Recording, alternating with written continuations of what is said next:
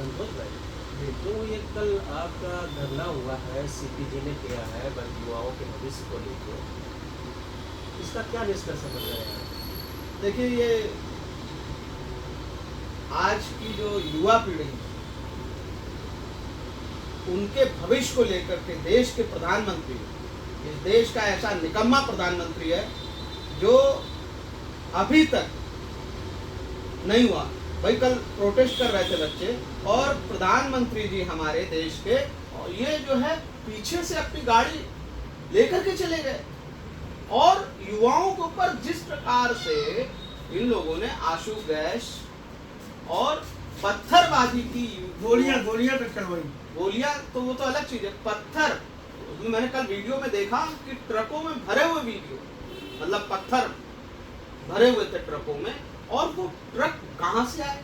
और कल मैंने एक चीज और भी देखी, बड़े मतलब बहुत ये इसको षड्यंत्र के तहत कह लीजिए कि वहां पे जो सुरक्षा कर्मी थे, देखे नंबर प्लेट, उनसे कहीं से लग ही नहीं रहा था कि ये सुरक्षा कर्मी है, तो वो कहाँ से आए।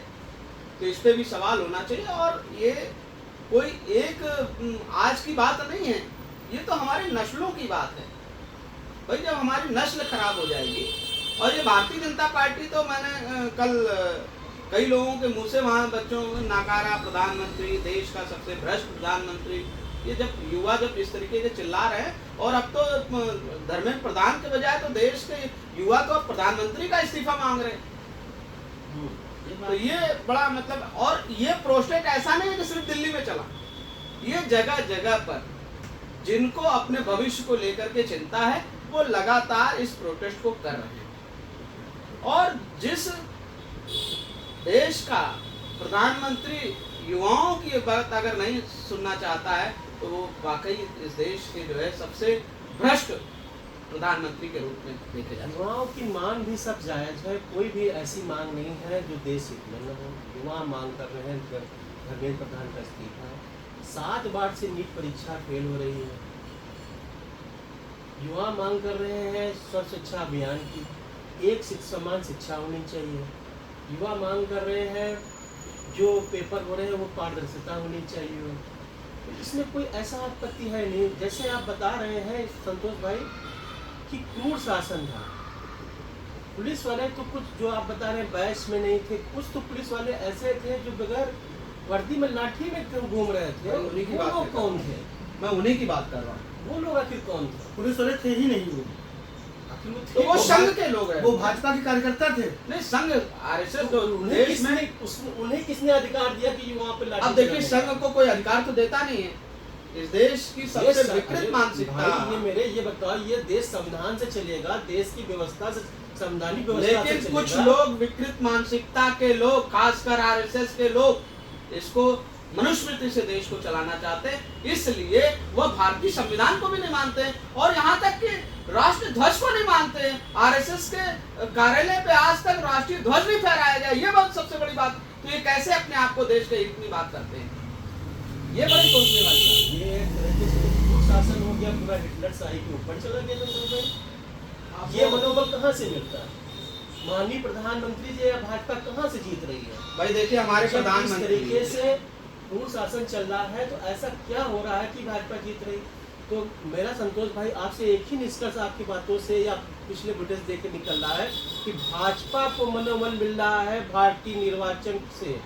भारतीय निर्वाचन जो भाजपा के रूप में एजेंट के रूप में काम कर रही है। देखिए मेरा अपना मानना है कि माननीय प्रधानमंत्री जी और माननीय शिक्षा मंत्री से पहले मुख्य निर्वाचन आयोग को हमको हटाना पड़ेगा, तभी हम लोकतांत्रिक व्यवस्था में आ पाएंगे। बिल्कुल। देखिए वो तो चुनाव की, आज की डेट में जो शिक्षा को लेकर के लगातार भारतीय जनता पार्टी ने पूरे भारत से 1 लाख स्कूलों को बंद कर दिया। इसकी बात कौन करेगा? पर डे 23 या 24-25 स्कूल भारत में बंद हो गए हैं। यहाँ तक कि स्कूल में जाने वाले रास्ते से छोटे छोटे बच्चे वो इतने पानियों में जा रहे हैं। और आपने इस समय देखा होगा कि भारतीय जनता पार्टी की सरकार में जितने भी काम हुए, बिहार में जितने पुल बने, नए पुल ध्वस्त हो गए। तो पूरी भारतीय जनता पार्टी भ्रष्ट भ्रष्टाचार में लिप्त है।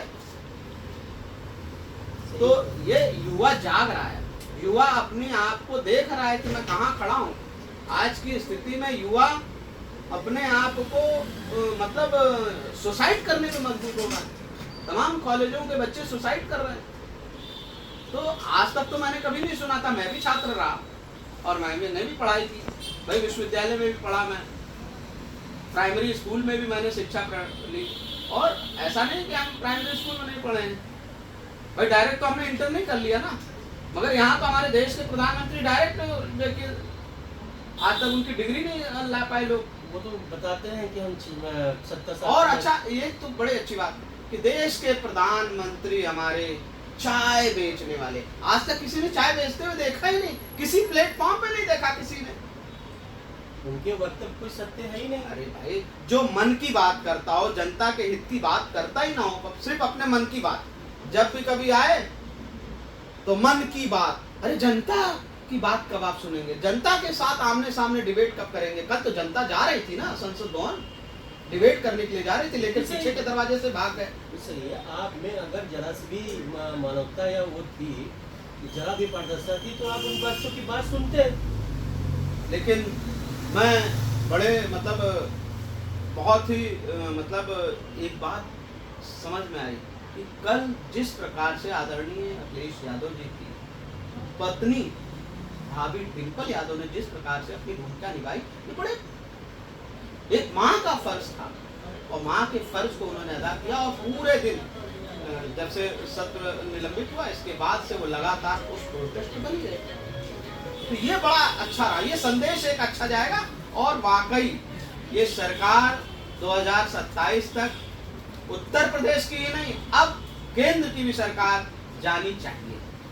संतोष भाई, आप पूरे क्या नाम है यूपी में भ्रमण कर रहे हैं, अलग अलग जिलों में जा रहे हैं, वहाँ पे आप हर बात अपनी बात रख रहे हैं, आपको वहाँ पे शिक्षा का स्तर कितना?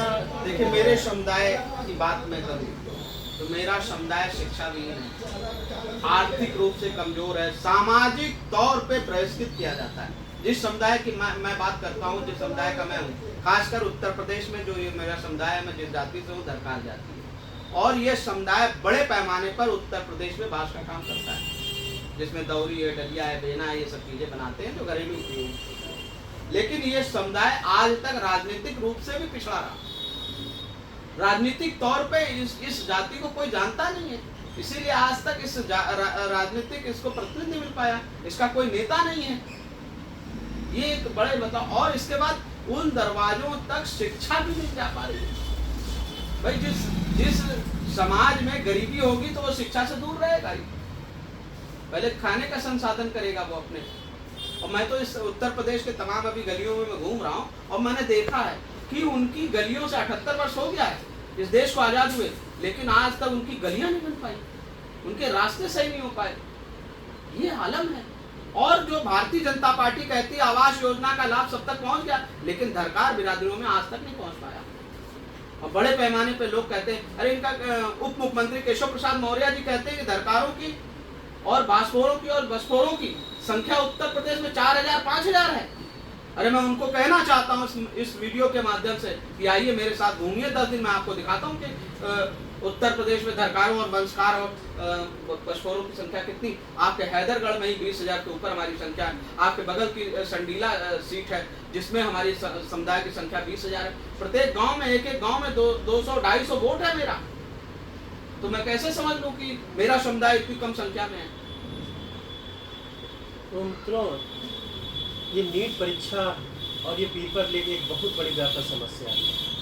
हमारे परिवार में बच्चों को हम पढ़ाते लिखाते हैं, उनके उज्जवल भविष्य के लिए आगे बढ़ाते हैं, मेहनत करके छोटे छोटे परिवारों से बच्चे निकल के आगे आते हैं। कोई दिल्ली में कोचिंग करता है, कोई लखनऊ में कोचिंग कर रहा है, तैयारी करता है सालों वर्ष, वो तो करते करते हैं, साथ में उनके माँ बाप भी लगे रहते हैं। और ऐसे में पेपर लीक हो जाना एक बहुत बड़ी समस्या है। शिक्षा पर जो ये अंकुश आ गया है, शिक्षा पर जो शिक्षा माफिया बैठ गए हैं, इनको कैसे समाप्त करना किया जाए, ये हम सबको सोचना होगा। ये सरकार में शिक्षा माफिया फल फूल रहे हैं और आगे बढ़ रहे हैं। कोचिंग सेंटरों में आग लग जा रही है, कोचिंग सेंटर अनियंत्रित तरीके से चल रहे थे। कल इंदिरा भवन में आग लग गई। और आप देख रहे हैं कि किस तरीके से छात्रों पर अत्याचार किया जा रहा है। छात्रों की बात नाम सुनकर छात्रों का उत्पीड़न किया जा रहा है, ये बिल्कुल अनुचित है। अतः आपसे अनुरोध है कि ये जो आप छात्रों का आंदोलन चल रहा है इसमें सहयोग करें और हर जगह इनकी मदद करें। जहाँ पे भी छात्र आपको नजर आए या छात्र जहाँ पर पीड़ित नजर आए उनकी सहायता करें और उनकी आर्थिक रूप से मदद करें। छात्र अपने लिए नहीं, देश के भविष्य के लिए लड़ रहा है, देश की शिक्षा व्यवस्था से लड़ रहा है। अतः आपसे अनुरोध है छात्रों की मदद करें और इस आंदोलन को पूर्णतया समर्थन दें। और इस वीडियो के माध्यम से हम सब भाई माननीय मोदी जी से और माननीय शिक्षा मंत्री से अनुरोध करते हैं कि छात्रों की बात सुने और उनका हल निकालने की पूरी कोशिश करें। जय समाजवाद, जय प्लेस, जय